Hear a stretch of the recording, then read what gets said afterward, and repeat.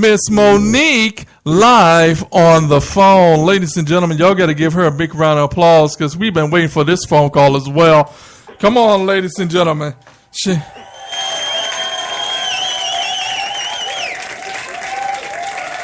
Well, how are you doing today? I'm doing well, thank you. How are you? I'm doing fine. I am so glad that you called. We want to find out more about, today is Playwriters Day, and we have had some amazing playwriters on the phone today, and now we have another one that is going to give us some insight about what she is doing, what's coming up, the name of her play. We're going to get deep down with Monique today. So come on, Monique, tell us a little bit about your play. Well, I have two productions out. One is called All My Struggles, and the sequel is All My Struggles, The Wedding Plan. And what I've done is I've brought the shows into the Apollo Theater and sold it out 5 times. And basically you've got... You've been in Apollo? The Apollo Theater, the world famous Apollo Theater, yeah. Oh, wow. My goodness. Okay. So tell us. I've put together 2 standalone stories that still can go hand in hand, and the tagline for the latest one is, what would you do if someone tried to sabotage the biggest day of your life? Love, lies, betrayal, and a wedding cake. Wow. So that is All My Struggles, The Wedding Plan. Okay. Yep. Okay, so you know, what made you get into writing this particular? Because we've had a variety of playwrights on here, from talking about domestic abuse to child molestation to love stories, romance. How would you categorize your particular work? Because every playwright is a craft master. And right. What is your craft? What type of playwright are you doing? Well, I write so that I can bring the family back to the theater together. Okay. Basically, what I do is I tell stories that the entire family can identify with. You can actually find yourself as any member of the family, just identifying with the character, you know. So I bring the family back together. I tell stories that are real and touch the heart, and we can all identify with them right away as we, you know, look at the different characters and say, yes, I've done that. I've been there. I do that. So. Okay. So how did you get into writing this particular play? Where did the inspiration come from? Well, I guess the inspiration just comes from learning about your own family and looking at the different things that affect you as a family member. You know, I'm inspired by my own family stories as well as stories that are around me, you know. So I definitely get inspiration from family reunions. I get inspiration from just different get-togethers that we have and all of our personal information that comes across as our own personal story. Okay. So your author is, am I correct? Yes. What's the name of your book? It'll be out in 2015. It's called Bystander Blues. Well, you know, I'm going to have to get that book, well, you know, because we have Authors Week every Thursday.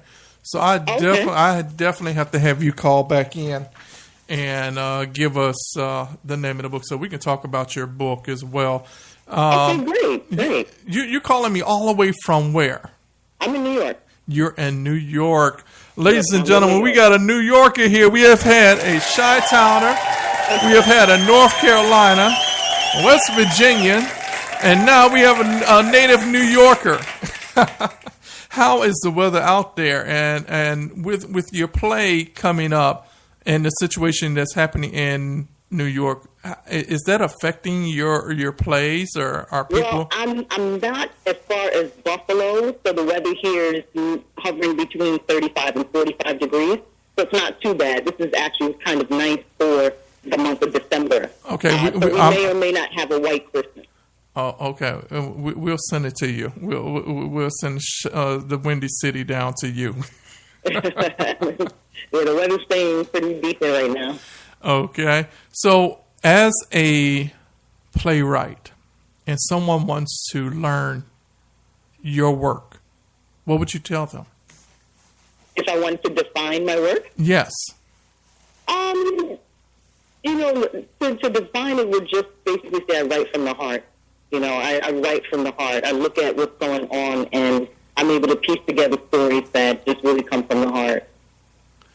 Did you wake up one day and say, "Hey, I'm going to be a playwright," or is this your main? No, I started writing at the age of 7, so I was always fascinated with stories because a good story can captivate you. Okay. And once it captivates you and it keeps you drawn in, you're most likely going to look for the sequel. You're most likely going to look for a continuation or more work from that particular author. Okay. So, where's your play going to be held at? I just had one I mostly do New York City, Harlem. I've been all over the United States, but I mostly do New York City off Broadway. I try to keep it where there's a big theater audience because it's more important to make sure that the people who are going to the theater are regular theater goers in order to survive in this type of environment. Okay. So is there a guild of playwriters, like Actors Guild or Playwriters Guild? How did you all come together in conjunction? I know everyone goes to different plays throughout the country, but how did you come to meeting Mr. Gully?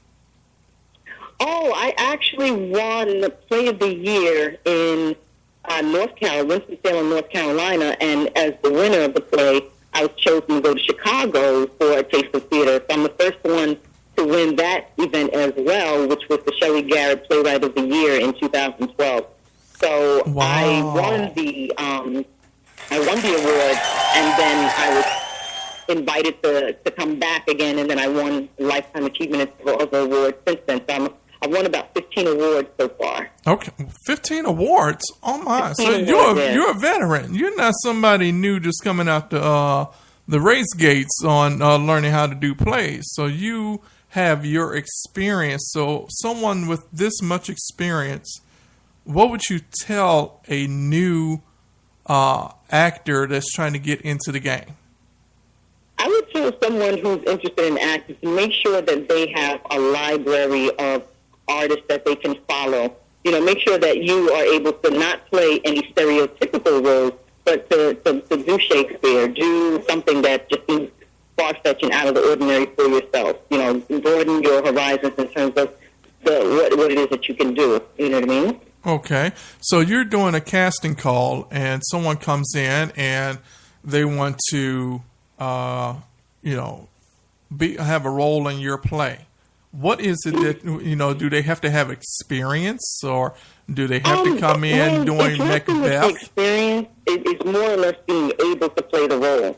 Because there are times when people are cast for something that they have no experience for, but they may have the look, the sound, the height, or some kind of characteristic that the casting director is looking for.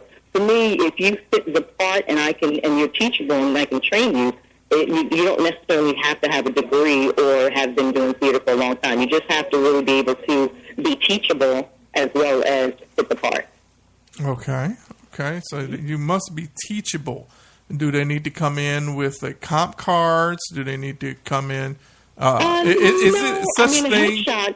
If you're a professional, you have a headshot and resume. Even if your resume just talks about the things that you've done as far as your training. If you have no experience, but you do get some kind of training, then that's a good start. You don't necessarily have to have a comp card, which is really what you would most likely use for modeling. You need to have a professional headshot if you're going to be serious about your acting.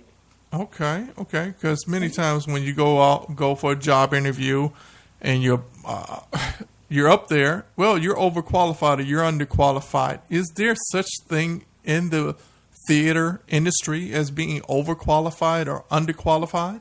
No, if you fit the part for the character that you're auditioning for, there's no such thing as over or underqualified.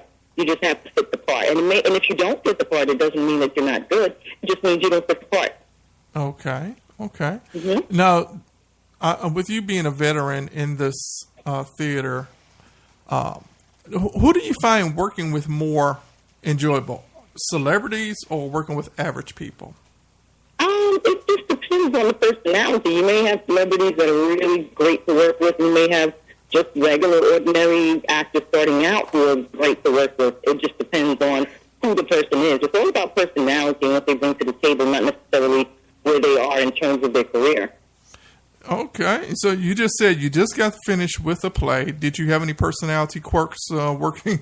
No, that's not allowed on my set. Nope. Oh, okay. So you put your foot down. If your head is too big to sit on the stage, you're no longer welcome. Oh, so no divas and no divaliciouses, huh? No. It's okay. making the director happy and playing the part as it's written and just really being able to bring something to the table that gives a fresh perspective of the character.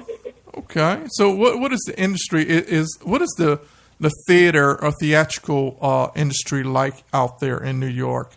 Is it overwhelmed? I mean, because I'm sure you have the Rockefellers Plaza, you have the Rockettes, you have theater is slowly coming back into the African American community. How do you bring that back with grace? Well, I guess the question is it what type of an industry is it in New York? Yes. Is that what you're asking? Yes. Yes. Well, in New York, there are thousands of theaters. There are thousands, hundreds of thousands of actors. There's so much going on. So in order to stand out, you really have to be on top of your game. So there's a lot of competition in New York. You know, there's a theater on every corner, just like in many cities there's a church on every corner. There's tons of theaters. So you really have to be able to advertise and stand out because of your work, you know. And it's good because those who were not used to going to the theater are starting now to learn theater etiquette and just really know what it is to be in a theater, not necessarily talking to the stage, but, you know, kind of enjoying it and giving their feedback afterwards and maybe an interview or something. Wow, okay, wonderful. Ladies and gentlemen, we have Miss Monique. Is that correct, Miss Monique? Yeah, Monique Lisa. Monique Lisa. So, ladies and gentlemen, if you're in the New York area and you want to see one of her wonderful plays or her work, or you want to get in contact with her, where can they reach you at? If they want to reach out to me, they can just go to MoniqueLisa.com. Okay. Are you on? That's it, MoniqueLisa.com. And if you Google me, I'm on Facebook as well, Monique Lisa. I'm always welcome, invites and, friend requests. And just really reaching out to people who are also in the industry or interested in seeing the show. Okay. Well, thank you very much. Ladies and gentlemen, I want y'all to call in and listen. This woman is really putting her work out there, and she wants y'all to be educated about theater. We want to thank you very much. And I'm telling you, like I've told all the other interviewers, you have an open door with us anytime. Anything you have going on, let us know. We will push your play. We will push your book. Let us know. We get those tickets out there. And for our VIP, because we're all over from New York. People listen to us in New York because we're on iHeartRadio as well. And awesome. Yes, and we're on Live 365, Sirius XM Radio, and HD and Live 365. So don't forget, Miss Monique Lisa is here working with you. If you got any questions and you want to learn more about Playwright in New York, and if you're up there and you decide to leave Chicago and want to go up to New York, for what reason, I don't know why, because we both have the same weather. But, reach out to Monique, and she will guide you in the right direction. And she don't play the drama stuff from what I'm hearing in her voice. She's like the big mama of theater. Am I correct?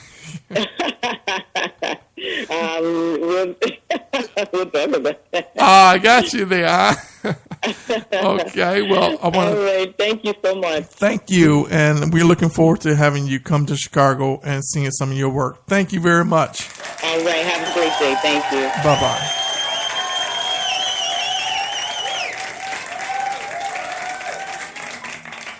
Ladies and gentlemen, once again, give us a call at 708-343-3906. That's 708-343-3906. We want y'all to listen to some of the best music that we got going on, playing all day long. So if you got any questions, just give me a call. I'd like to hear from you. 708-343-3906. 708-343-3906.